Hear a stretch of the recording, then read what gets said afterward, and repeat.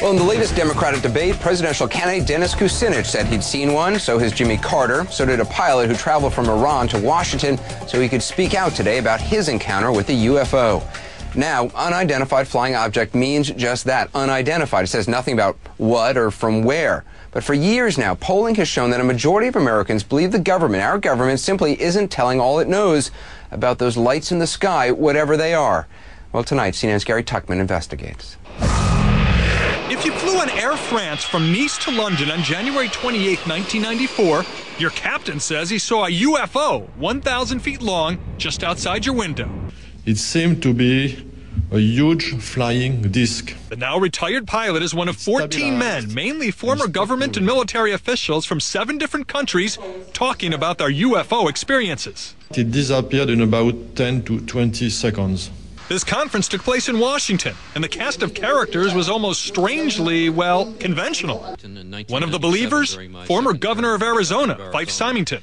I saw something that defied logic and challenged my reality. During a visit to Phoenix, Symington described to me what he saw. If you had been here 10 years ago and standing out here and looking up there at the lights and the view, you would have been astounded. You would have been amazed. The so-called Phoenix lights were seen by many people in 1997.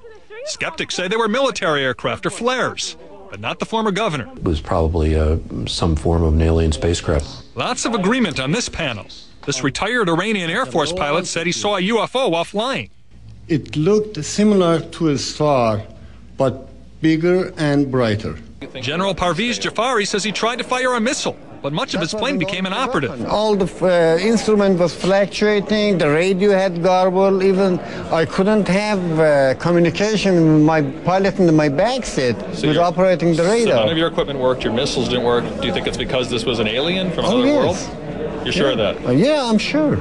This retired U.S. Air Force sergeant stationed in England said he walked up to a UFO that landed in a forest. It maneuvered through the trees and shot off at an unbelievable rate of speed. A man running for president just said he saw a UFO. I did, and the rest of the account, it was unidentified flying object. And so did a man who was president. I and about 25 others saw something in the air that changed colors and was round and came. Although Jimmy Carter says he doesn't think it was from another planet, most of these people differ on that point and want the FAA to investigate all these claims. But the FAA says that's not its job. We manage the aircraft that we're talking to. UFOs are called UFOs because they're unidentified, and we're not talking to them. And it's precisely because no one's talking that everybody here is trying harder to make them believe. Gary Tuchman, CNN, Washington.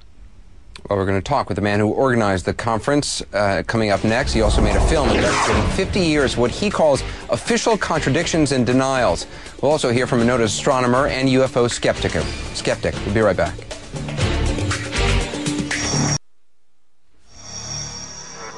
Now, we don't take sides on 360. We like to present you with facts and information from different angles and let you make up your own minds about things. That's particularly true with mysteries. And for many Americans, there's no mystery greater than UFOs. James Fox helped organize today's UFO-related event in Washington. He directed the film Out of the Blue.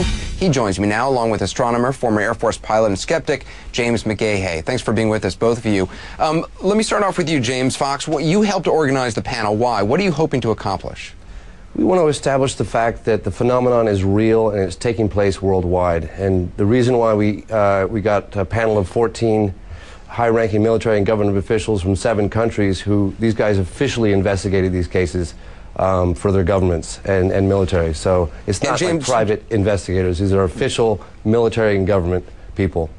But James Fox, to those who say, look, there's no actual evidence, I mean, there's no recovered spacecraft, there's no actual evidence, what do you say? I say, well, we got photographic, radar confirmation, visual confirmation, landing trace cases. There were imprints in the ground for where these things were reportedly landed. You know, and these government and military officials are telling us these things are real. I think we should listen. James McGahey, I know you're skeptical. Why? Well, UFOs are basically a modern space-age mythology. It's a conspiracy wrapped in superstition and myth and magic. People see lights in the sky and somehow they equate those lights in the sky to spacecraft from another world. It's really wish fulfillment. It's almost a fairy tale among many people to believe that somehow either doom or salvation is coming from the sky. It's a very old concept in human thinking. But I should say, when we talk about pilots, there's this incredible misidentification idea about pilots being trained observers. Pilots are not trained observers. They're trained to fly airplanes. They are some of the worst people at identifying objects in the sky that aren't other airplanes. They're trained to react quickly in an airplane, which very often makes them react to wrong stimuli. James Fox, what about that? Okay, let me say something. Mr. McGaha, although I do respect your opinion on this, you keep misleading the public when you say that these are ambiguous distant lights off at a distance. These are not. These are unambiguous, up close and personal cases where, in one case in Bentwaters in 1980, they actually touched the UFO on the ground. And this was witnessed by 80 people. I am quite skeptical that anyone touched anything at Bentwaters. Well, and it wasn't at Bentwaters, it was actually at Woodbridge. With all due respect, sir, I don't think you were there. James McGahey, why shouldn't there be more investigation? Why should what this panel is calling for essentially is some sort of government investigation of it? Why shouldn't there be further investigation? Well, there have been investigations, and it was. Well, hang on a second. Let me just state this clearly. One of the things you keep interrupting me, sir. Please. One of the things I want to mention very quickly is that the official position from the Air Force is that they terminated Project Blue Book in 1969, and there have been no official investigations since then. However, we found evidence to suggest the contrary. On a number of cases in Tehran, the general said the Americans were making discrete inquiries about the case there, as well as Bentwaters, England. The colonel said that the OSI came in and investigated that case. So you believe there is a government investigation going on, you just want it more public? They're making discrete inquiries unofficially, yes. James McGahey, final thought. Yes, they are making discrete inquiries about strange things that happen, not about UFOs or alien spacecraft. That's not what's going on at all. They're responsible for the security and deployment of nuclear weapons. If you think they're out there hallucinating, why do they all get promoted?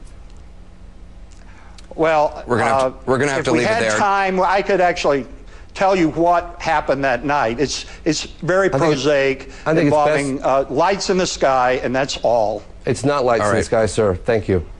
No doubt a debate we're not going to settle tonight, but we do appreciate you guys talking about it. James Fox, James McGahey, thank you.